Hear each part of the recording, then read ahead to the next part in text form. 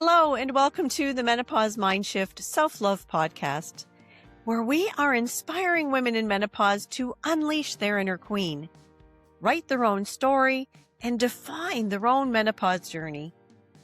I am your host, the Menopause Queen, Lisa R. Triggs, certified menopause coach, certified neuroscience coach, motivational speaker, and best-selling author of The Menopause Mindshift, How I Unleashed My Inner Queen, and you can too. This is a space for real, honest conversations about menopause, because menopause isn't just about hormones. It's neurological, it's emotional, and it's deeply personal. After 20 years of navigating menopause, I've learned that what most women are missing isn't more information, it's a different way of seeing themselves. And in this podcast, we talk about what's really happening in your body, your brain, and the tools that support you in feeling better. You'll hear from inspiring guests, as well as the insights and perspective shifts that changed everything for me. Because self-love in menopause isn't a luxury. It's the foundation. So if you are ready to think differently about menopause, reconnect with yourself, and define your own journey, you are in the right place. Menopause can change more than your hormones. It can change the way you speak to yourself. When your mood, energy, focus, and confidence begin to shift, self-criticism can become louder, but the inner narrative isn't permanent. Through neuroplasticity, we can practice new ways of thinking and responding that build greater self-trust and self-love. Hello and welcome to the Menopause Mindshift Self-Love Podcast, where we are shifting the way women do menopause.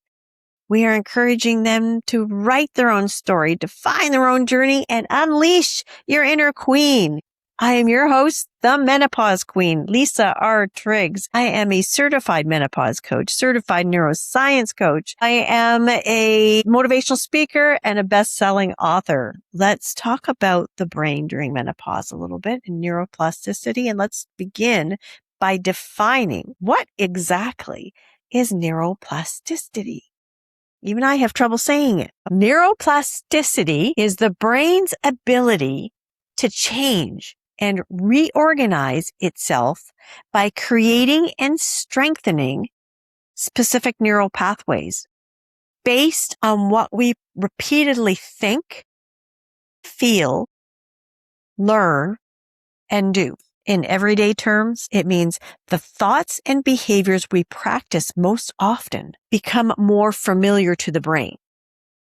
With awareness and repetition, we begin creating new patterns that support greater self-trust, emotional resilience, and self-love. So many of us already know and understand that our thoughts become things.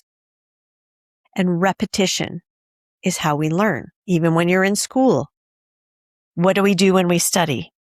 We read things over and over and over again. That's how we remember things. That's how the brain remembers things. And I think as we get older, and when we get to midlife, we forget that's how the brain actually works because we start experiencing brain fog, memory loss. Things start to go awry because of the little estrogen hormone. Everything seems to be focused on estrogen. Low estrogen causes a multitude of issues for us as we get older. But there are other culprits, and make sure you do discovery, get tests done to make sure the entire issue is or isn't estrogen alone. Because here's a news flash, even though all the experts are focusing on estrogen, there is more to menopause than just a reduction in estrogen. There is more than how the brain functions than more than just estrogen. There are other factors, outside factors, that affect this journey. And that's why everyone's journey is different, because everyone's body makeup is slightly different. Sure, we have generalities, right?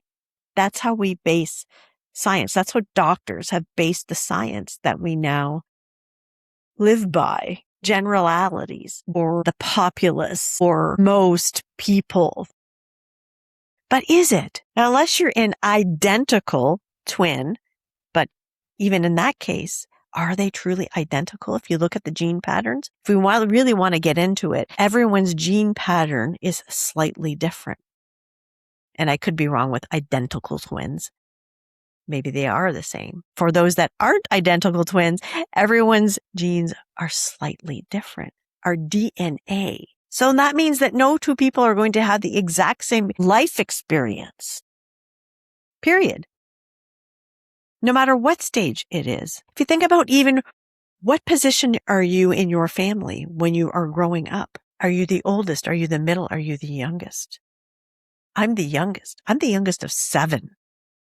So there were a lot that came before me. My parents practiced a lot before I came along, and they had to deal with me. And I watched and I saw what happened with my older siblings. Actually, just 2 of my older siblings. Because I was so much younger, I was 12 years younger than everybody else. Think about that. My oldest sister was 12 years old when I was born. She was entering puberty. Then she got married when she was 19. I wasn't even 9 years old when she got married. I was, 7 years old when she got married, when my oldest sister got married. So she really wasn't around every day when I was growing up, nor were some of my other siblings. I got to my teenage years with my other siblings, I think 17. In 1985, I had 3 siblings get married. And then that's it. They were gone. I was the only one left at home. Me and my parents. And I had a lot of freedoms because I was the youngest, but I was also a good kid. But that's a whole other story. That goes into the way I was brought, the fears that were instilled in me. It's funny how we remember that too. I remember the fears more than the love. I want to stay on the way we were raised for a second here though, because the way we were raised, that's the way your brain is thinking. Your brain has been taught. Your brain has been trained to possibly believe beliefs that your parents had. Live by rules that your parents had. So oftentimes we start our own lives with those same rules and beliefs. And it's up to us to decide whether those rules and beliefs still work for us or they don't. An example would be the difference between the way your parents disciplined you when you were a child and the way you disciplined your children. When I was growing up, corporal punishment was a thing. When my children were growing up, corporal punishment was omitted. It was timeouts, things like that, because it was discovered that corporal punishment destroyed a child's self-esteem. So where does the self-esteem stem from? The brain. Right? We were living in fear. If you grew up in a household that had corporal punishment, you were living in fear most of the time that you were going to get in trouble. Now, I'm not saying everyone did this, because there are some people that pushed the envelope anyway and would get in that trouble and they didn't care. Kudos to you. Their brain started working a little differently then. But for the general population, if you were raised with parents who did corporal punishment, you were afraid of getting in trouble because you didn't want to get hit. You didn't want to get spanked. So that did it. Your brain started wiring in a specific way then. So maybe when you had your children, did you do the same thing with yours? But then there's those of us who say, absolutely not. I am not treating my children that way. I was one of those. I didn't like getting spanked. I didn't like getting the belt. I didn't like that at all. In fact, I threw it away when I reached a certain age because I felt it was destroying me. It was destroying my self-confidence. I was feeling bad about myself. And that's nothing against my parents. That's the way it was done and when they grew up and so forth. So I don't hold that against them. Now, when I was raising my children, like I said, the timeout came in. Did it work every time? No. Did we use corporal punishment at all? Very few times, because I didn't want to do that. But here's the thing. We as parents take on so much because we are literally responsible for someone else's life. And even the way that they're going to grow up and feel about themselves. But we don't think about that when we have children. We think about the fact that we have them to carry on our name. Sure, absolutely. It's a part of life. You grow up, you get married, you have children, or nowadays you don't, or you have fewer children now. But why? Why do we have children? We want to actually carry that on. We want to express our love between two beings. So we procreate because we want to experience the ups, downs, joys, and difficulties of actually being a parent and having a family. Yeah, we do. We want to experience that. We want to experience that part of life because you know what? It's the part of life that can be most difficult, but also most rewarding. Being together as a family, it's a really wonderful, very cool thing, especially when your children are adults and they get married and then have children and you're all together. That's what life's about. Family is what life's about for me. But when you stop and think about it, that's a huge responsibility. We're actually helping to wire this little person's brain with how we're treating them and how we're raising them and even how we discipline them. That's a huge responsibility even for us. Makes me stressed just thinking about it. But thankfully, I didn't think about that part of it when I was raising my own children, because had I thought about it in that way, I don't know if I would have had any children then. I would have been afraid to mess them up. But that's what I'm talking about. We're afraid to mess it up, to be responsible for somebody else other than ourselves. And we as women take that on even more because when I was raising my children, women were still the primary caregivers. So women who are my age, who are going through menopause now, you'll understand. Yes, we did work, but I guess in my own household anyway, I was still the primary caregiver. I still decided what we had for dinner. I still did most of the house cleaning. I still reared the children mostly. In fact, I was the heavy. My husband was the fun guy. I was the disciplinarian. But when I grew up, my dad was the disciplinarian. So there's a difference. There's generational gaps here. And it's a lot to take in. It's a lot for our brains to absorb. So by the time we get to midlife and everything's going awry and the hormones are changing, our brain's going, what the hell? So it's up to us to reel it back in, to be able to retrain it and say, it's okay. Calm it down. Calm it down the nervous system. So you know what? It's okay. We've gotten to this point. We'll survive. We can do this. We got this. We can create new pathways in the brain. We can create better pathways even. I have more self-confidence now than I did when I was younger because of what I do now and the way I think and the way I train my brain now. I wish that I knew that when I was younger. Could you imagine going back to your teenage self with this kind of information, or even younger than that? I was teased when I was in grade school and I was a child. So that has affected my brain. I've had to relearn and retrain it. We all go through stuff. We all have stuff. We all have baggage. We all have something that we wish didn't happen. So what do we do with that? Absolutely, counseling has helped. When I was younger, counseling was very helpful. Now, doing the work that I do now, this is my counselor now. Now I understand more about myself and my brain and my body, so that when I do run into those difficult times, to be able to sit back and say, all right, I need to focus my energy here.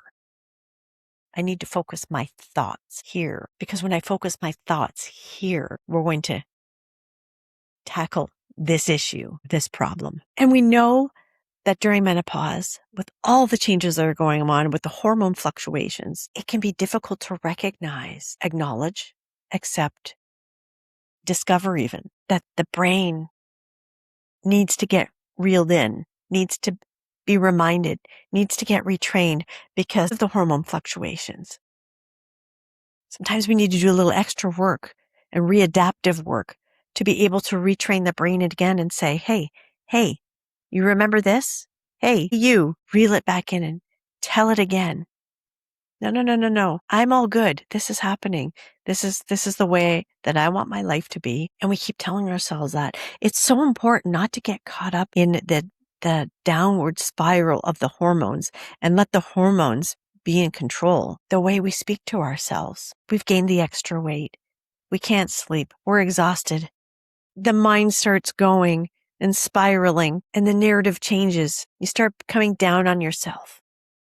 And then the depression sets in. Let's work together to acknowledge that and stop that in its tracks and say, no, I am not letting myself go down this path because I know myself better and I know that I am worth more than that. I am not letting my brain fall into that trap just because my hormones are changing. I am in control of what's going on here.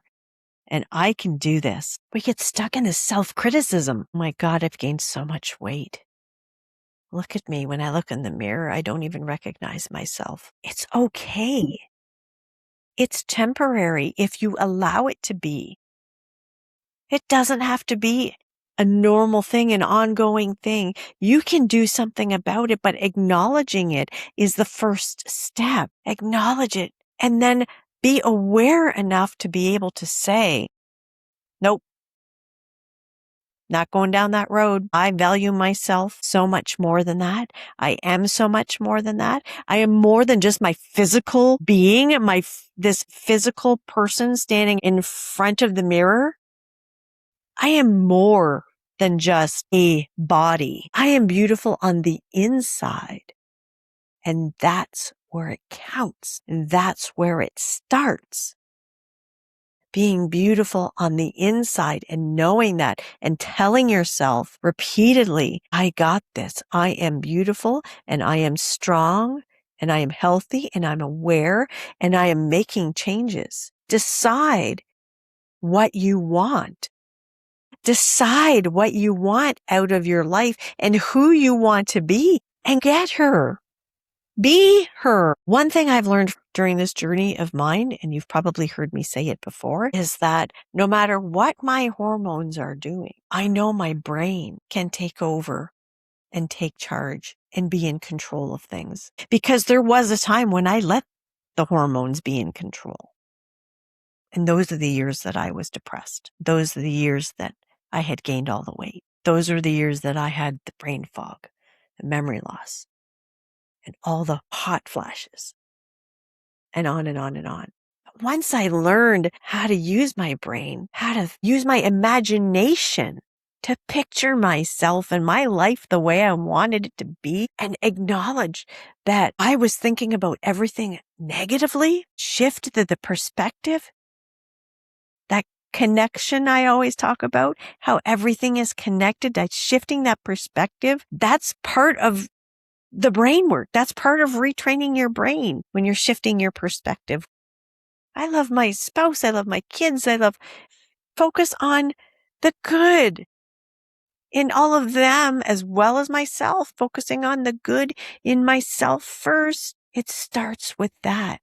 That's the first step. So let's always remember that we got this and we can go through it.